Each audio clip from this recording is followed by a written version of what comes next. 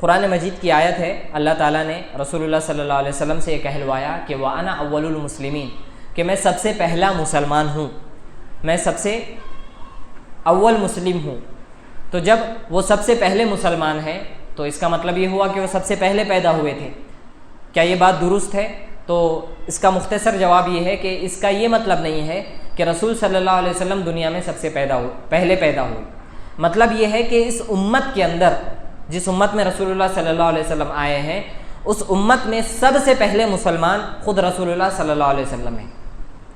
دلیل اس کی یہ ہے کہ رسول صلی اللہ علیہ وسلم کے آنے سے پہلے بھی دنیا میں بہت سارے نبی آ چکے ہیں، آدم علیہ السلام، نوح علیہ السلام، ابراہیم علیہ السلام، موسیٰ اور عیسیٰ اور دوسرے انبیاء بنی اسرائیل، جو رسول صلی اللہ علیہ وسلم کے دنیا میں آنے سے پہلے بھی موجود تھے اور ان کی قومیں موجود تھی۔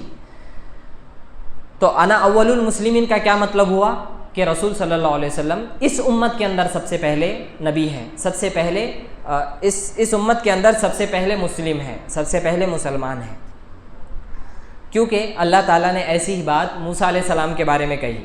موسیٰ علیہ السلام کی قوم کے اندر جو فرعون کی طرف سے جادوگر آئے تھے، ان کے تعلق سے بھی اللہ تعالیٰ نے ایسا ہی لفظ استعمال کیا ہے۔ ہم جواب پڑھتے ہیں اور جواب کے اندر آپ اس لفظ پر غور کریں جو اللہ تعالیٰ نے بتایا۔ جواب میں مؤلف کا کہنا ہے کہ جب موسیٰ علیہ السلام نے اللہ کی تجلی دیکھی اور بے ہوش ہو گئے، ہوش میں آنے کے بعد کہنے لگے سبحانک تبت الیک وانا اول المؤمنین، تیری ذات پاک ہے، میں تیرے حضور توبہ کرتا ہوں اور میں اول مومن ہوں۔ اس میں بھی موسیٰ علیہ السلام نے ویسا ہی لفظ استعمال کیا کہ میں اول مومن ہوں۔ تو کیا ہم یہ کہیں گے کہ کیا موسیٰ علیہ السلام دنیا میں سب سے پہلے آئے تھے؟ کیونکہ وہ کہہ رہے ہیں کہ میں سب سے پہلا مومن اور سب سے پہلا مسلمان ہوں، تو یہ مطلب نہیں ہے۔